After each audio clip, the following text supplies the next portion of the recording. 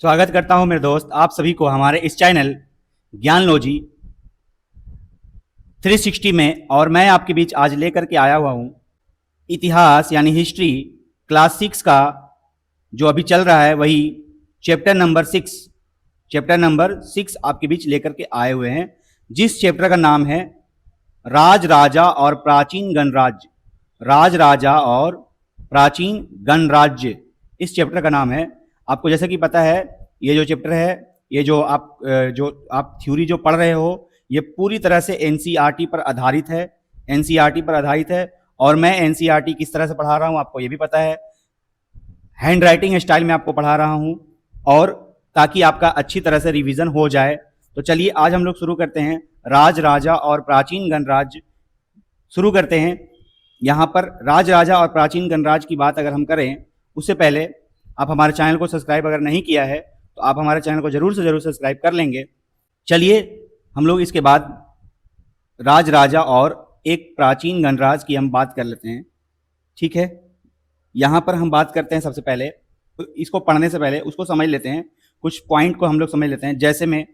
जैसे पॉइंट है उत्तर वैदिक काल क्या होता है ये हम समझते हैं। सबसे पहले उत्तर वैदिक काल का मतलब होता है ऋग्वेद के बाद का जो समय आया, ऋग्वेद जो रचे गए उसके बाद जो समय आया उसी काल को हम उत्तर वैदिक काल कहते हैं, है ना।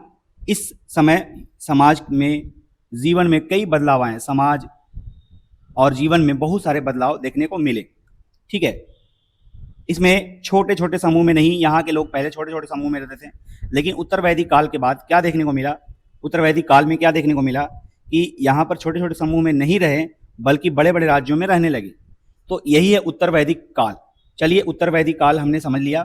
अब यहाँ पर टॉपिक को शुरू करते हैं, यहाँ पर देखते जाइएगा। उत्तर भारत में खासकर गंगा यमुना क्षेत्र में कई ग्रंथ रचे गए।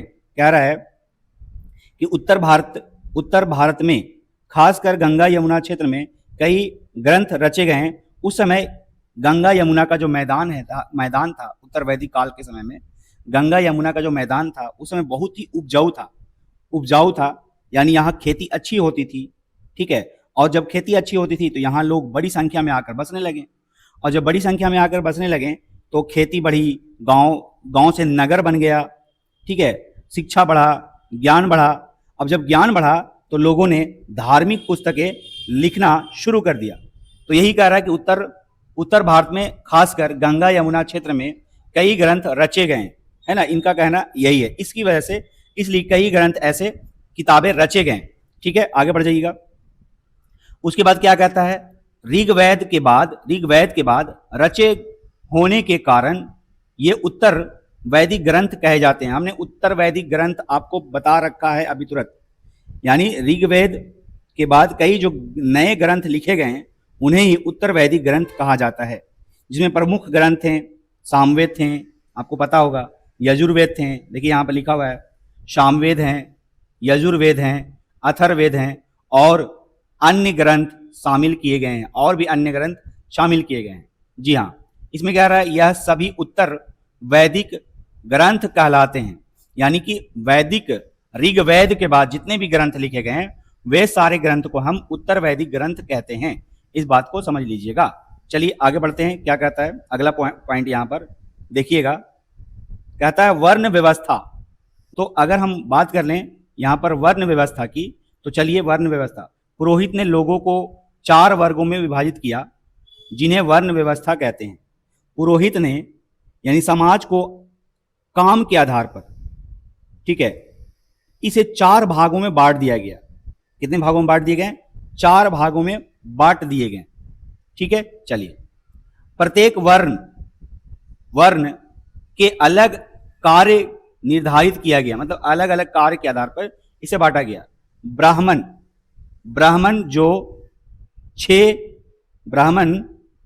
जो कि इस श्रृंखला पर प्रथम स्थान पर था, जिसका कार्य वेदों का अध्ययन से तथा यज्ञ कराते थे, यानी वेदों की अध्ययन से लेकर के वे यज्ञ करवाते थे, जिसके परिणाम स्वरूप इनको उपहार दिया जाता था। हमने क्या कहा, ब्राह्मण जो है उसे प्रथम श्रेणी में रखा गया, ठीक है, प्रथम श्रेणी में रखा गया प्रथम स्थान पर रखा गया। इनका काम था वेद पढ़ना और पढ़ाना, पूजा और यज्ञ करना। समाज में इन्हें ऊंचे स्थान मिला, ठीक है। और इन्हें क्या मिला भाई? यज्ञ कराने का ये मिला, इन्हें ऊंचे स्थान पर रखा गया, ठीक है। यज्ञ समझ रहे ना, अनुष्ठान करवाना, ये चीज देखा गया इनके साथ। अगला आता है क्षत्रिय। क्षत्रिय वर्ग जो युद्ध जैसे कार्य एवं लोगों की रक्षा करना था। क्षत्रिय वर्ग का काम था युद्ध करना, राज्य की रक्षा करना, शासन चलाना। राजा अधिकतर क्षत्रिय ही होते थे, याद रखिएगा। तीसरे स्थान पर विश्व या वैश्य होते थे। तीसरे स्थान पर किसको रखा गया? विश्व या वैश्य को रखा गया, है ना। इनमें पशुपालक, व्यापारी वर्ग आते थे। क्षत्रिय एवं वैश्य दोनों को ही यज्ञ करने का अधिकार प्राप्त था। तो यहां पर क्या देखने को मिला कि वैश्य जो है खेती करते थे, पशुपालन करते थे, व्यापार करते थे, यानी व्यापार से जुड़ी और कृषि से जुड़ी संबंधित कार्य करते थे। ये समाज की आर्थिक व्यवस्था संभालते थे, ठीक है। ये समाज के आर्थिक व्यवस्था संभालते थे। और रही बात यज्ञ, यज्ञ जो करने का काम था, क्षत्रिय और वैश्य दोनों को यज्ञ करने का अधिकार प्राप्त था। इनमें अंतिम स्थान पर शूद्र का स्थान था। शूद्र, है ना, इनका कार्य तीनों वर्णों की सेवा से था, है ना। इनका जो काम था तीनों वर्ग के सेवा से था, यानी बाकी तीन वर्ग की ये सेवा करेंगे। इसको समाज में सबसे नीचे रखा गया था। समाज में इसको सबसे नीचे रखा गया था, याद रखेंगे इस बातों को, ठीक है जी। चलिए, तो हमने क्या देखा? यहां पर देखा कि समाज को व्यवस्थित ढंग से चलाने के लिए अलग अलग सभी को काम में बांट दिया गया था। अगर हम ब्राह्मण की बात कर लेते हैं तो ब्राह्मण शिक्षा और पूजा करते थे और शिक्षा बांटते थे। अगर हम क्षत्रिय की बात कर लें तो क्षत्रिय जो हैं वो सुरक्षा का काम करते थे। अगर हम वैश्य की बात कर लें, खेती गृहस्थी व्यापार का कार्य करते थे। अगर हम शूद्र की बात कर लें तो ये तीनों लोगों को ये सेवा देते थे, शूद्र। और सबसे नीचे इसे ही रखा गया था, ठीक है, इसे ही रखा गया था, याद रखेंगे इस बातों को। अधिकार नहीं था। शूद्रों को कौन कौन से अधिकार नहीं था? शूद्र जो है अनुष्ठान करने का अधिकार नहीं था। शूद्रों को अनुष्ठान करने का अधिकार नहीं था। शूद्र वर्ण के लोगों को समाज में सबसे नीचे माना गया था। उन्हें कई धार्मिक काम करने की अनुमति नहीं थी, ठीक है। उस समय औरतें को भी शूद्रों के समान माना जाता था। उस समय जो औरतें थे उनको भी शूद्रों के समान माना जाता था, यानी वे भी, महिला भी वेदों का अध्ययन करना नहीं कर सकते हैं। महिला भी वेदों का अध्ययन करने का अधिकार नहीं था, उनको भी वेद पढ़ने का अधिकार नहीं था। कई लोग ने ब्राह्मण के बनाए गए वर्ण को नहीं माना। कई लोग जो है ब्राह्मणों के बनाए गए वर्ण जो है उसको नहीं माना। बहुत सारे लोग जो है ये वर्ण को नहीं मानते थे, ठीक है। यानी आपने क्या देखा कि महिला जो है, महिलाओं पर कई रोक थी, वेद पढ़ने की अनुमति नहीं थी, धार्मिक शिक्षा सीमित थी, समाज में पुरुषों से वो नीचे स्थान था उनका। अगला पॉइंट क्या कहता है कि इस उपमहाद्वीप पूर्वोत्तर क्षेत्र कई इलाका में सामाजिक एवं आर्थिक असमानता बहुत कम थी। कह रहा है कि कुछ इलाकों में सामाजिक और आर्थिक असमानता कम थी, यानी इसका मतलब है कि ऊंच नीच कम थी, लोग ज्यादा बराबरी में रहते थे। पुरोहितों का प्रभाव क्या था? कम था। कुछ इलाकों में ऐसा नहीं देखने को मिला था वर्ण व्यवस्था, ठीक है। अच्छा जी, क्योंकि यहां पुरोहितों का प्रभाव क्या था? कम था, हमने बताया ना। वैदिक युग में धूसर पात्र प्राप्त किए गए हैं। वैदिक युग में क्या देखने को मिला है? विभिन्न धातुओं का प्रयोग किया जाता था, जैसे लोहा, तांबा, कांसा, ये सब धातुओं का प्रयोग किया जाता था, जिसे हम कहते थे वैदिक युग में चित्रित धूसर प्राप्त किए गए बर्तन, है ना। आगे देखिएगा, जनपद की अगर हम बात कर लें, जनपद क्या था? जनपद का शाब्दिक अर्थ जन के बसने की जगह होता था। जन के बसने की क्या होता था? जगह होता था। जनपद का शाब्दिक अर्थ देखा जाए तो जन का मतलब होता था लोग और पद का मतलब होता था स्थान, ठीक है। तो जहां पर लोग बसा करते थे उस स्थान को हम जनपद कहते थे। ठीक है, उस स्थान को क्या कहते थे हम? जनपद कहा करते थे। ठीक है, याद रखेंगे, उस स्थान को हम क्या कहते थे? जनपद कहा करते थे। जैसे पहले गांव बने, गांव में खेती बढ़ी, लोग अस्थायी रूप से बसने लगे, और बसते बसते फिर ये बड़े क्षेत्र बन गए, और बड़े क्षेत्र बन करके ये बहुत ही पहले जन कहलाया, और जन से जब बहुत बड़ा क्षेत्र बन गया तो इसे हम जनपद कहा गया, और जब उससे ज्यादा बड़ा क्षेत्र बन गया तो उसे हम महाजनपद कहा। ठीक है, इस तरह से कुछ महत्वपूर्ण तिथियां की अगर हम बात कर लें, यहाँ पर कुछ महत्वपूर्ण तिथियां की अगर हम बात कर लें तो यहाँ पर देखिएगा, नए शासक, ठीक है, नए शासक के रूप में उभर कर आए लगभग 3000 साल पहले। 3000 साल पहले नए शासकों का क्या हुआ? उदय हुआ। महाजनपद लगभग कब बना? तो लगभग 3000 साल पहले महाजनपद का उदय हुआ, यानी राज्यों का निर्माण हुआ। ठीक है, अगला यहां पर क्या देखा जाए तो सिकंदर का आक्रमण, दीघ निकाय का लेखन, सिकंदर का आक्रमण जो है हमें 2300 साल पहले देखने को मिलता है। वो भी तो कौन सी किताब में? एक किताब है, प्रसिद्ध किताब, जिसका नाम है दीघ निकाय। दीघ निकाय में हमें ये देखने को मिलता है। गण या संघ राज्यों का अंत जो है वो आज से 1500 साल पहले ये हमें देखने को मिला। ठीक है, आज से 1500 साल पहले ये हमें देखने को मिला। ठीक है, रही बात सिकंदर, सिकंदर भारत क्यों आया था? सिकंदर दुनिया जीतना चाहता था। याद रखिएगा, सिकंदर जो है वो पूरी दुनिया को जीतना चाहता था। वो पंजाब क्षेत्र तक पहुंचा और कई राज्यों से युद्ध किया, लेकिन उसकी सेना आगे लड़ना नहीं चाहती थी, इसलिए वह लौट गया। याद रखिएगा। अगला आ जाइए संघ। संघ की हम बात कर लेते हैं। संघ क्या होता है? अलग अलग की शासन व्यवस्था थी जिसे गण या संघ कहते थे। कुछ ऐसे इलाके थे, ऐसे शासक थे जहां पर अनेक शासकों की शासन व्यवस्था को गण या संघ कहते थे। अगर इसे हम आसान भाषा में समझे तो जहां एक राजा नहीं बल्कि कई लोग मिलकर शासन चलाते थे, उसे हम क्या कहते थे? गण या संघ कहते थे। ठीक है, उसे हम गण या संघ कहा करते थे। ठीक है जी, आगे बढ़ जाइए। अगला पॉइंट क्या कहता है? इस समय के लोग ने मिट्टी के बर्तन भी बनाए। अच्छा जी, महाजनपद की बात कर लो। महाजनपद, कुछ जनपद अधिक महत्वपूर्ण हो गए। कुछ जो जनपद था, जो छोटे, जो जन से जनपद बने थे, वो अधिक महत्वपूर्ण हो गए और इन्हें महाजनपद कहा जाने लगा। इन महाजनपद की राजधानी हुआ करती थी। इस महाजनपद की जो है वो क्या हुआ करती थी? राजधानी हुआ करती थी।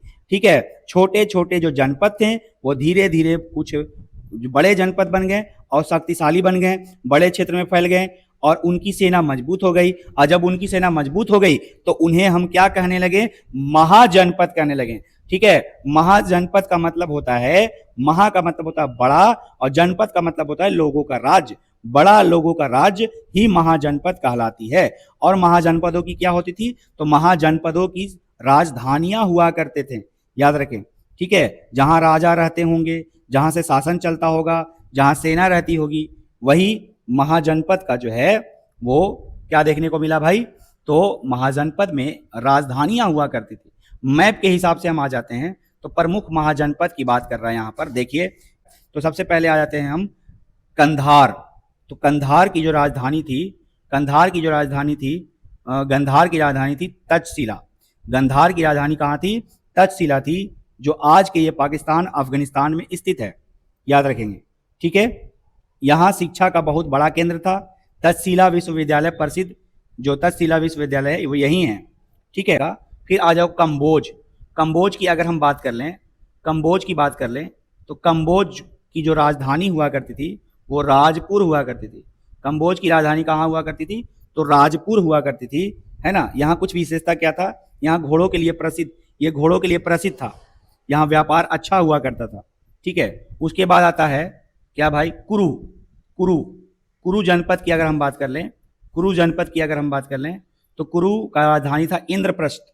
कुरु का राजधानी कहाँ था? इंद्रप्रस्थ। महाभारत से जुड़ा हुआ क्षेत्र यह है, याद रखिएगा। कुरु जनपद जो है वो महाभारत से जुड़ा हुआ क्षेत्र है। याद रखिएगा इस बातों को। ठीक है, यह बहुत महत्वपूर्ण राज्य था। ठीक है, अगला जो राज्य है वो क्या है? पंचाल। अगला राज्य जो है वो क्या है? पंचाल राज्य है। पंचाल, देखिए यहाँ पर पंचाल, जो पंचाल का जो राजधानी है वो अहिच्छत्र है। अहिच्छत्र, पंचाल का राजधानी जो है वो क्या है? अहिच्छत्र। याद रखिएगा इसको। ठीक है, आगे बढ़ जाते हैं। यहाँ क्या शिक्षा और संस्कृति का केंद्र माना गया है। दूसरा है सूरसेन। शूरसेन, सूरसेन जनपद, इसकी राजधानी कहाँ है? मथुरा। इसकी राजधानी कहाँ है? मथुरा है। यहाँ भगवान कृष्ण से जुड़ा हुआ क्षेत्र माना गया है इसको। मथुरा को भगवान कृष्ण से जुड़ा हुआ क्षेत्र माना गया है इसे। अगला आता है मत्स्य। अगला क्या आता है? मत्स्य आता है। ठीक है, मत्स्य की बात कर ले, यहाँ पर देख लो आप, मत्स्य। ठीक है, जिसकी राजधानी है विराटनगर। राजधानी कहाँ है? विराटनगर। यहाँ पशुपालन और खेती होती थी बहुत ज़्यादा मात्रा में। फिर अगला आता है चेदी। चेदी, ठीक है, याद रखिएगा। अगला क्या आता है भाई? तो अगला आता है चेदी। ये देख लो चेदी, यहाँ पर दिख रहा होगा। इसकी राजधानी थी शक्तिमती। क्या राजधानी थी इसकी? शक्तिमती। यहाँ कुछ हमें इंपॉर्टेंट विशेषता देखने को मिला है। तो ये मध्य भारत का महत्वपूर्ण राज्य था चेदी। मध्य भारत का क्या था? महत्वपूर्ण राज्य था। अगला आता है वत्स। अगला क्या था? वत्स, जिसकी राजधानी थी कौशाम्बी। राजधानी क्या थी? कौशाम्बी। जो इंपॉर्टेंट है उसको मैंने पीला से हाईलाइट कर दिया है। तो इसकी राजधानी कहाँ थी? कौशाम्बी थी। ठीक है, यह व्यापार का एक बड़ा केंद्र था। ठीक है, फिर आता है काशी। काशी की राजधानी कहाँ थी? वाराणसी। काशी की राजधानी कहाँ थी? वाराणसी थी, जो यहाँ व्यापार और धर्म का केंद्र था। इसको व्यापार और धर्म का केंद्र मानते थे। फिर आता है कौशल। क्या आता है भाई? तो अगला आता है कौशल। कौशल जो है, देखो यहाँ पर कौशल, यहाँ पर आप देख सकते हो कौशल। कौशल की राजधानी जो थी वो श्रावस्ती थी। श्रावस्ती इसकी राजधानी थी। बहुत शक्तिशाली राज्य हुआ करता था ये। ठीक है, भगवान राम का राज्य अयोध्या भी इसी क्षेत्र में माना जाता है। ठीक है, राम का अयोध्या जो है इसी क्षेत्र में माना जाता है। अगला है मल्ल। मल्ल का जो राजधानी था वो कुशीनारा था। मल्ल की राजधानी क्या थी? कुशीनारा। यह गणराज था, याद रखिएगा, यह गणराज था, यानी कई शासकों का समूह द्वारा शासन चलाते थे यहाँ पर मल्ल में, जो एक तरह से गणराज्य था। अगला जो वज्जी। वज्जी बहुत इंपॉर्टेंट है, आपको आपने आगे भी पढ़ा होगा। वज्जी का जो राजधानी था वो वैशाली था। वैशाली जो बिहार में, आज बिहार में, वर्तमान बिहार में है।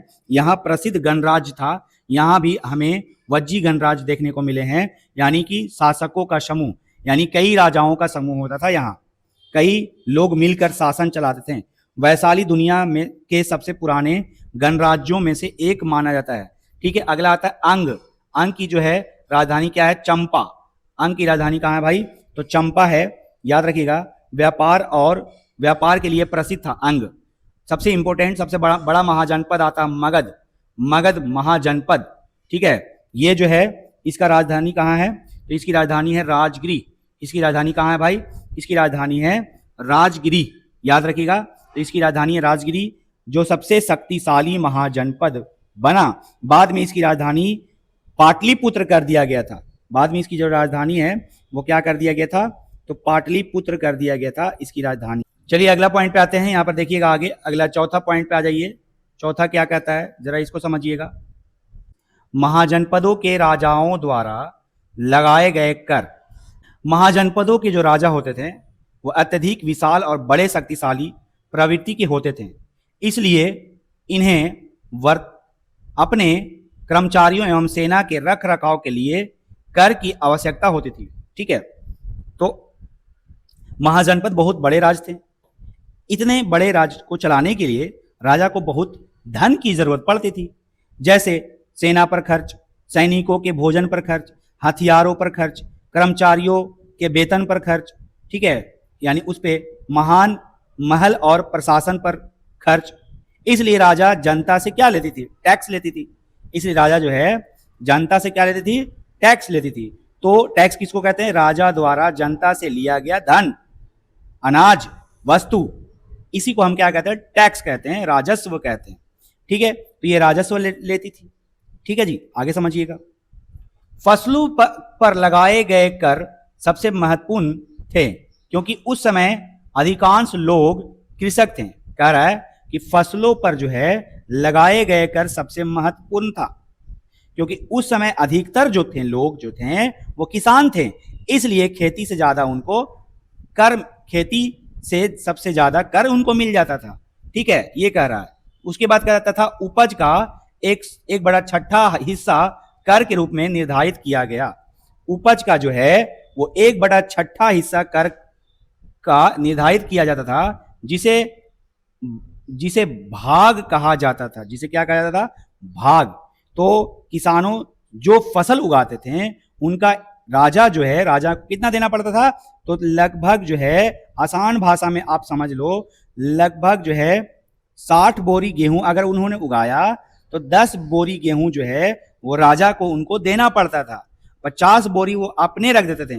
यानी कहने का मतलब है कि अगर 60 बोरी गेहूं उन्होंने उगाया तो 1/6 भाग उनको देना पड़ता था। तो 60 को आप 6 से भाग कर दो तो 10 आ जाएगा। 10 बोरी जो है राजा को उनको गेहूं या जो भी अनाज उगाते थे वो देना पड़ता था। इसी को हम क्या कहते थे? भाग कहते थे। ठीक है, भाग का मतलब होता है हिस्सा, याद रखिएगा। इसी को क्या कहते थे? भाग कहते थे। आगे अगर हम देखें, कारीगरों के ऊपर भी कर लगाए जो प्रायः श्रम के रूप में चुकाए जाते थे। कारीगरों के ऊपर जो है, कारीगरों के ऊपर भी कर लगाए जाते थे। ठीक है, जो सीधे पैसे नहीं देने पड़ते थे, उन्हें राजा के लिए काम करना पड़ता था। राजा के लिए क्या करना पड़ता था? काम करना पड़ता था। जैसे कि एक बुनकर लोहार सुनार को राजा के लिए 1 महीने में 1 दिन काम करना पड़ता था। महीने में 1 दिन काम करना पड़ता था। अगर कोई कारीगर है जो हाथ से चीजें बना रहा है, जैसे लोहार हो गया, बढ़ई हो गया, बुनकर हो गया, सुनार हो गया, कुम्हार हो गया, तो उन लोगों को 1 दिन जा करके राजा के यहाँ काम करना पड़ता था। ठीक है, ताकि वो एक तरह से वो टैक्स चुका दिया जाए, इसलिए वो काम करते थे। तो ऐसा होता था। चलिए आगे बढ़ जाते हैं। अगला पॉइंट क्या कहता है? पशुपालकों को जानवरों या उनके उत्पाद के रूप में कर देना पड़ता था। लो, यहां पर अगर कोई पशुपालन है, कोई पशुपालक हैं, तो पशुपालक जैसे गाय अगर पाल रहे हैं, भैंस पाल रहे हैं, बकरी पाल रहे हैं, भेड़ पाल रहे हैं, तो उन्हें कर देना पड़ता था। कैसे भाई? उत्पाद के रूप में कर देना पड़ता था। किसके रूप में देना पड़ता था कर? उत्पाद के रूप में। जैसे वो जाकर दूध दे देते थे राजा को उत्पाद के रूप में, घी दे देते थे राजा को, ऊन दे देते थे राजा को, या जानवर ही दे देते थे राजा को। तो इस तरह से वो अपना व्यापार के हिसाब से जानवरों, जो पशुपालक जो करते थे, उनको जानवरों के उत्पाद देने पड़ते थे। व्यापारियों को सामान खरीदते या बेचने पर भी कर देना पड़ता था। अगर जो व्यापारी हैं वो अगर सामान बेच रहे हैं, जो सामान बेच रहे हैं, तो उन्हें भी कर देना पड़ता था। आगे बढ़ जाओ। आखेटकों तथा संग्राहकों को जंगल से प्राप्त वस्तुएं देनी पड़ती थी। आखेटक जो होते थे उनको जंगलों से जो प्राप्त जो चीज होती थी, वस्तु, जैसे शहद हो गया, जंगल में और जो चीजें मिलती थी वो हो गया, वो सारे चीज ला करके राजा को देना पड़ता था, जो जंगल में कार्य करने वाले लोग जो हुआ करते थे। तो ऐसा देखने को मिलता था। जी हाँ, आगे आ जाओ। आगे हम समझ लेते हैं। यहां पर अगला पॉइंट क्या कहता है? कृषि में परिवर्तन। इस युग में कृषि के क्षेत्र में 2 बड़े परिवर्तन आए थे। इस युग में कृषि के क्षेत्र में 2 बड़े परिवर्तन आए थे। वो परिवर्तन क्या आया था भाई? तो देखिए, पहला बड़ा परिवर्तन क्या आया था? देखिए, पहला बड़ा परिवर्तन की हम बात कर लेते हैं यहां पर। तो अब हल के फौल जो हैं वो पहले लकड़ी के हुआ करते थे, अब लोहे के बनने लगे। अब किसके बनने लगे? लोहे के बनने लगे। मतलब फाल का मतलब होता है जो हल के नीचे जो लगाए जाते हैं उसको फाल बोलते हैं। अब ऐसे बहुत सारे लोग उसको फार भी बोलते हैं। तो वही जो फाल है उसको, वो पहले लकड़ी का हुआ करता था, लेकिन बाद में जब इसमें परिवर्तन देखने को मिले वो लोहे के बनने लगे, जिससे कठोर जमीन को आसानी से जोता जा सकता था। जिसे कठोर जो जमीन थे उसको आसानी से जोता जा सकता था और ये जल्दी टूटता नहीं था। इससे फसलों की उपज बढ़ गई, है ना। अब ये ऐसा कारण देखने को मिलेगा तो फसल की उपज क्या होगी? बढ़ेगी ही। तो ये देखने को मिला, ऐसा देखने को मिला।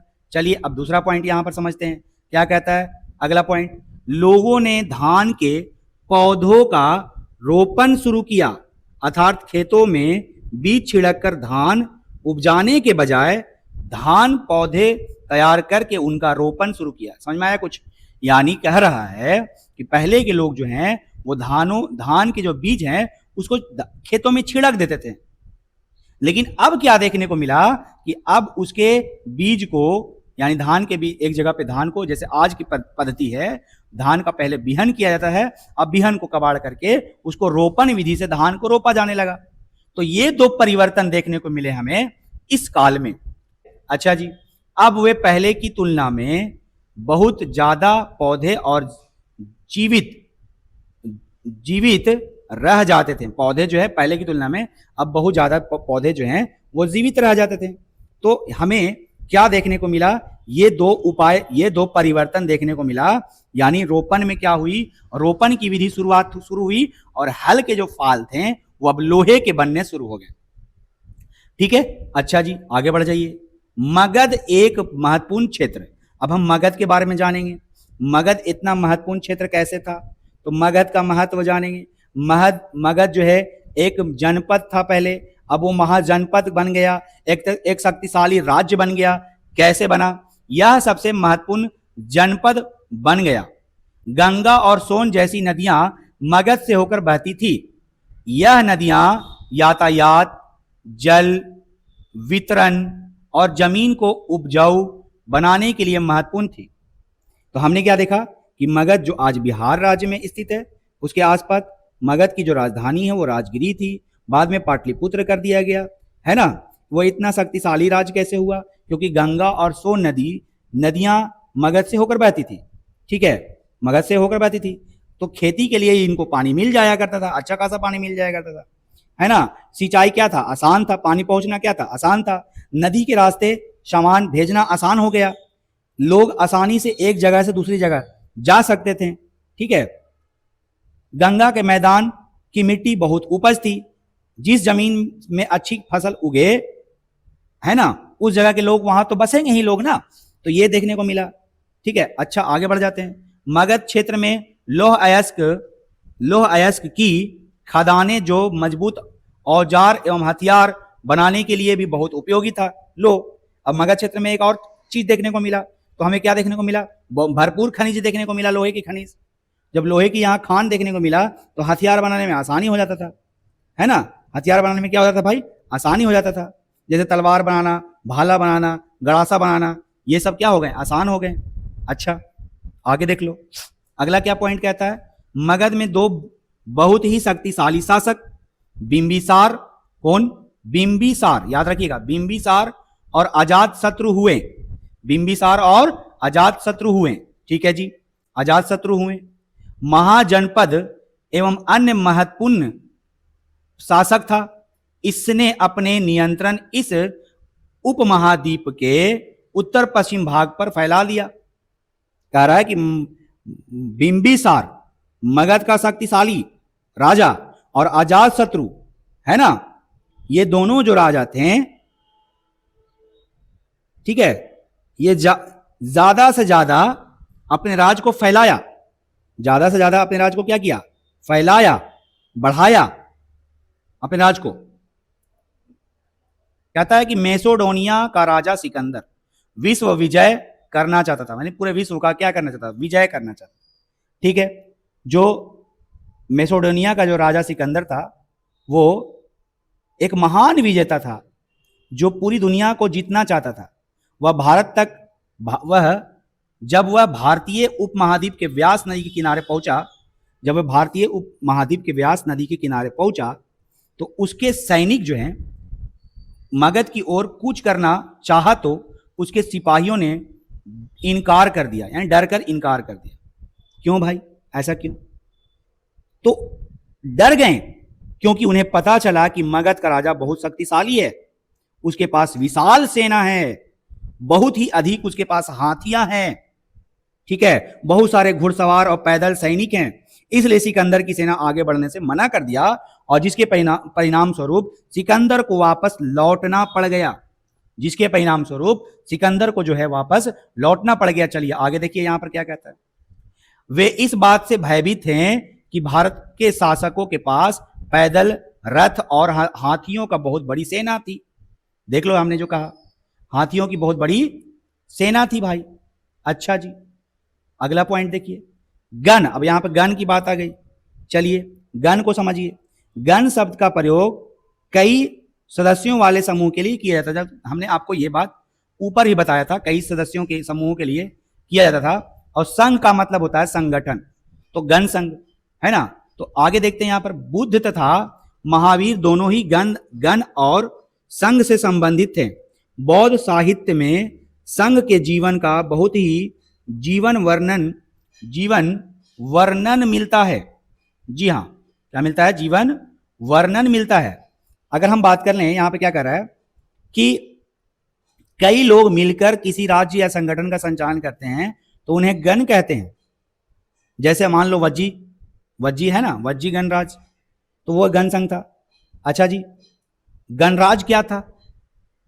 तो यहां पर क्या कह रहा है कि बुद्ध और महावीर दोनों ही गण और संघ से संबंधित थे। भगवान बुद्ध जो हैं वो गणराज्य से संबंधित थे और महावीर जो हैं वो वज्जी क्षेत्र से जुड़े हुए थे।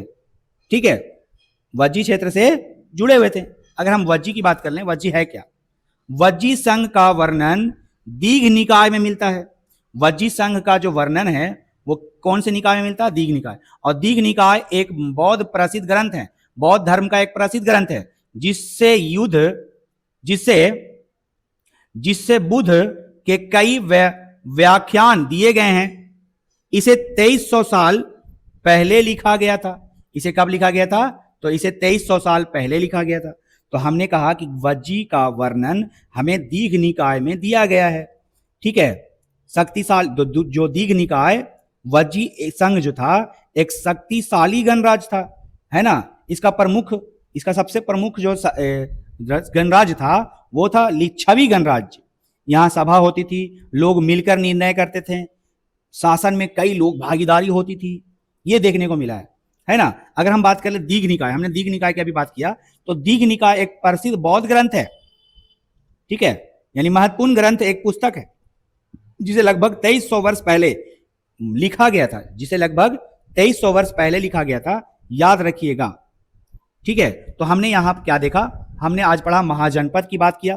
आपको जो आपको पता होगा कि लगभग उस समय 16 महत्वपूर्ण महाजनपद हुआ करते थे। लगभग 600 ईसा पूर्व भारत में 16 बड़े राज्य थे, यानी महाजनपद थे, जिसमें सबसे महत्वपूर्ण महाजनपद था मगध, कौशल, वत्स, अवंती। याद रखिएगा इस बातों को। ठीक है, तो ये थे आपके लिए आज का टॉपिक। क्या था भाई? आज का टॉपिक का नाम था, आज का जो टॉपिक था उसका नाम था राज्य, राजा और प्राचीन गणराज्य। राज, राजा, प्राचीन गणराज। तो आज का आपको टॉपिक बताएंगे मुझे जरूर कि आपको आज का टॉपिक कैसा लगा।